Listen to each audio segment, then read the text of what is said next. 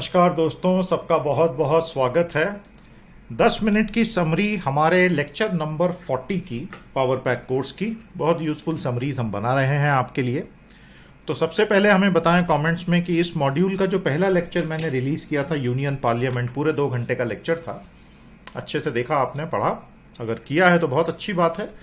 आज हमने जो लेक्चर पढ़ा है वो था पार्लियामेंट्री प्रोसीजर्स का, संसदीय प्रक्रियाएं। एग्जाम में इस पे सवाल बनते ही बनते हैं। कॉन्फिडेंस के साथ हमारा पावर पैक कोर्स ज्वाइन कीजिए। फर्स्ट कमेंट में हमने उसकी लिंक दी हुई है। आइए, आपको मजा आएगा। टोटल 16 मॉड्यूल में हमारा ये मेन कोर्स 150 लेक्चर्स का पूरा कोर्स मैं लेता हूं। पॉलिटी में आज जो हमने टॉपिक लिया दोस्तों, उसका ये पूरा का पूरा एजेंडा था संसदीय प्रक्रिया। हिंदी इंग्लिश में हम पैरेलल पढ़ाते हैं। Pillars of democracy, 3 sessions of parliament, parliament functions and role of houses, 16th Lok Sabha performance review, 17th Lok Sabha updates, parliament's working day, motions in the parliament, committees, functions, glossary, prelims, MCQ. तो कुछ हिस्से जो हैं पिछले लेक्चर के साथ कॉमन रखे ताकि एक रिवीजन अच्छे से हो सके, और कुछ हिस्से जो बिल्कुल ही नए थे।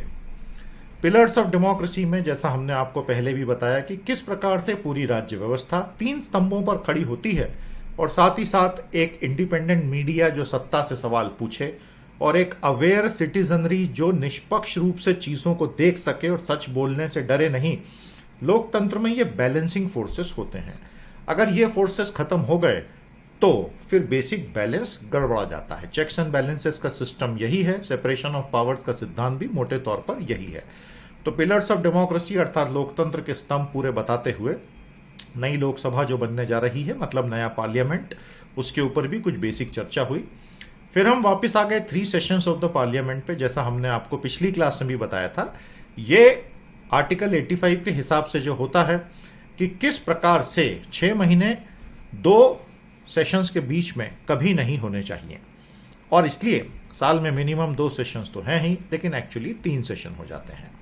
और ये परंपरा काफी लंबे समय से बनी हुई है। लेकिन हमारे पूरे के पूरे पार्लियामेंट्री प्रोसीजर्स के साथ 2 चीजें हुई हैं।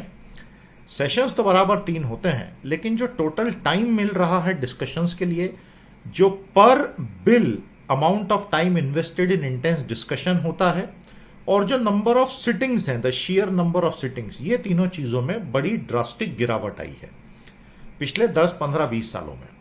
और इसके साथ एक और चीज में बहुत क्रांतिकारी गिरावट आ गई है, और वो है कि कमिटीज को कितने बिल रेफर हो रहे हैं डिटेल्ड एनालिसिस के लिए। कमिटी कल्चर भारत में पिछले 50 सालों में बहुत अच्छे से इवॉल्व हुआ संसद में, लेकिन वहां जिन बिल्स को रेफर करते हैं वो संख्या में बड़ा नाटकीय रूप से गिरावट आ गई है।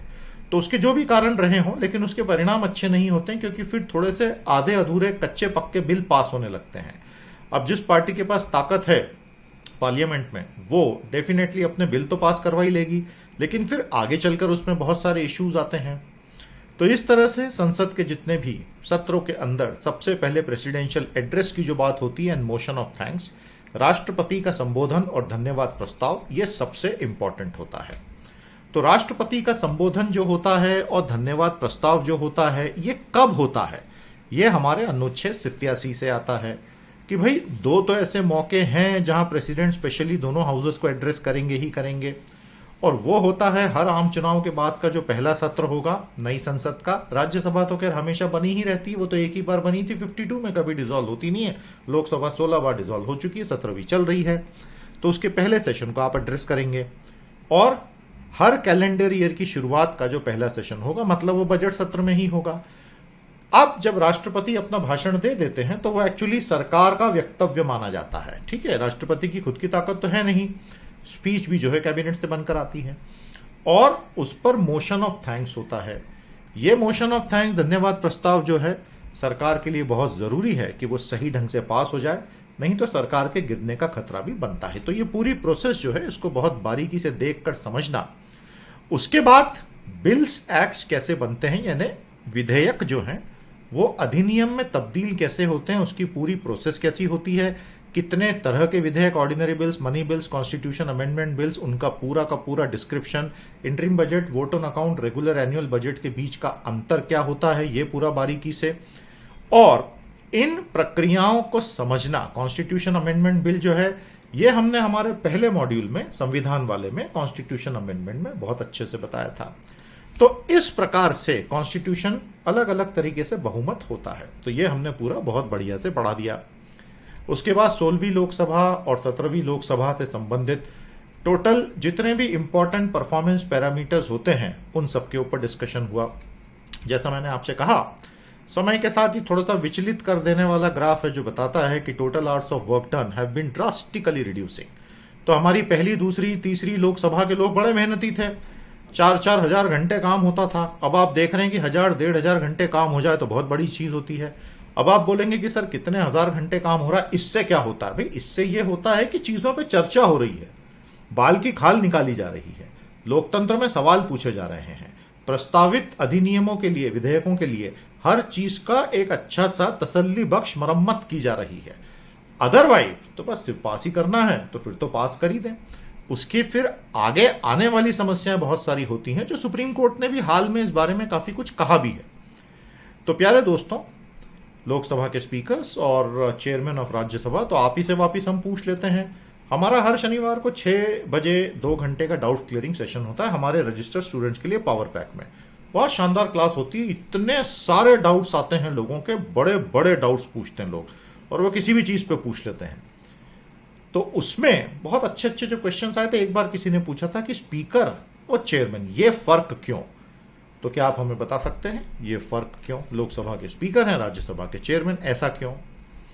उसके बाद 17वीं लोकसभा के काफी सारे अपडेट्स बताए गए, और फिर हम हमारा जो बड़ा क्रूशल एस्पेक्ट है, पार्लियामेंट का एक टिपिकल वर्किंग डे जो होता है, उसमें क्या क्या क्या क्या होता है, कितने कितने स्पेसिफिक उसके स्लॉट होते हैं, क्वेश्चन आवर का कॉन्सेप्ट क्या है, 0 आवर का कॉन्सेप्ट क्या है, legislative business half an hour discussion, short duration discussion, इसका कॉन्सेप्ट क्या है, छोटी छोटी छोटी छोटी टेक्निकल बातें जो बहुत बारीकी से बतानी पड़ती हैं। कितने प्रकार के प्रश्न हो सकते हैं, क्वेश्चन आवर में क्या क्या होता है, प्रोडक्टिविटी कैसे होती है, फिर एक एक स्पेसिफिक चीज को उठा उठा के उसके ऊपर पूरी बात करना, अलग अलग टाइप के जो डिस्कशंस होते हैं, डिवीजन, वोट डिवीजन कब होता है, ऑटोमेटिक वोट रिकॉर्डिंग सिस्टम क्या कहता है, कैसे काम होता है, कोरम, प्रोरोगेशन, कॉलिंग, और फिर मोशंस पर आ जाते हैं, सब्सटैंटिव, सब्स्टिट्यूट और सब्सिडियरी मोशंस, जिनमें होते हैं एंसिलरी, सुपरसीडिंग और अमेंडमेंट्स।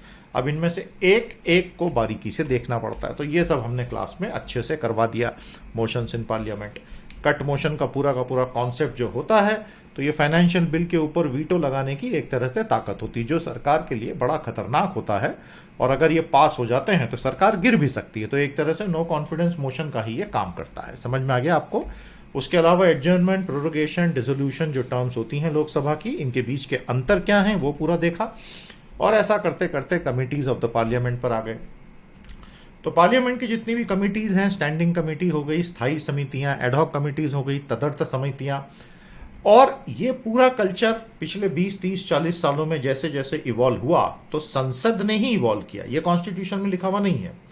और हर कमेटी का अपना एक काम होता है, उस पर आने वाले बिल्स पर, बिल्कुल डिमांड फॉर ग्रांट्स पर भी बहुत डिटेल में डिस्कशन, और वो अपने अमेंडमेंट भी सजेस्ट कर सकती हैं। तो अभी एक जॉइंट कमेटी ऑफ पार्लियामेंट ने हाल ही में अगस्त 2022 में, आपको पता ही है, पर्सनल डेटा प्रोटेक्शन बिल पर बहुत सारे अमेंडमेंट भी भेजे, तो सरकार ने बिल ही वापस ले लिया कि हम एक नया बिल इन सब अमेंडमेंट के साथ में लाएंगे। तो इस तरह कमिटीज की ताकत बहुत होती है, बशर्ते बिल्स को रेफर तो किया जाए कमिटीज को, तभी उसकी ताकत दिखाई देगी। तो संसदीय समितियों पर बहुत डिटेल में बात हुई, डेटा प्रोटेक्शन लॉ में क्या अभी हुआ उसके ऊपर चर्चा हुई कि क्यों वापस लेना पड़ गया, एक्सेट्रा। अब ये काफी सारी समितियां होती हैं, तो इन सबकी जानकारी और रीडिंग मटेरियल आपके पास बहुत बढ़िया से होना चाहिए। तो वो पूरा यहां बना दिया, ये सारी लोकसभा की स्टैंडिंग और ये सारी राज्यसभा की स्टैंडिंग कमिटीज। लेकिन कमेटी के अंदर अटेंडेंस का गिरना और कमेटी तक विधेयकों का कम पहुंचना, ये बहुत बड़ी चिंता की बात है और ये अच्छी बात नहीं है प्यारे दोस्तों। उसके बाद functions of the union parliament, जो हमने पिछले लेक्चर में कवर किए थे, लेकिन यहां पर इसलिए लगा दिए ताकि रिवीजन एक ही जगह मिल जाए तो बेहतर होता है, और इसलिए ये सेक्शन फिर से यहां पर लगाया। ऐसा करते करते हम प्रीलिम्स के क्वेश्चंस पर आ गए, और काफी सारे प्रीलिम्स के क्वेश्चंस हमने बहुत अच्छे से क्लास में करवाए। उसमें से कुछ सैंपल आपको दिखा देता हूं। तो मेरी कोशिश है इस पूरे कोर्स में 800 से ज्यादा प्रीलिम के क्वेश्चन लेक्चर के साथ मैप करके डिटेल सॉल्यूशंस के साथ मैं स्टूडेंट्स को सॉल्व करवा रहा हूं। और हमें ऐसा लगता है कि इनको जिसने 2-3 बार बहुत ढंग से कर लिया, तो एग्जाम के लिए कॉन्फिडेंस एक अलग लेवल का बनता है। पढ़ाने की चीज पढ़ाने की जगह है, 800 से ज्यादा क्वेश्चन प्रीलिम के अपनी जगह हैं, और उसी तरह मेंस के भी बहुत सारे क्वेश्चन, तो स्टूडेंट अपनी आंसर राइटिंग की प्रैक्टिस भी पैरेलल में शुरू कर चुके हैं। तो इस तरह से हमारा ये पूरा कोर्स चल रहा है। अगर आपने अभी तक एनरोल नहीं किया है तो भैया देरी किस बात की, आज के आज कर लो। नीचे हमने लिंक दे रखी है। उम्मीद करेंगे आप हमारे साथ जरूर जुड़ेंगे। बहुत जल्द अगली 10 मिनट की समरी लेकर हम फिर हाजिर होंगे। नमस्कार, जय हिंद।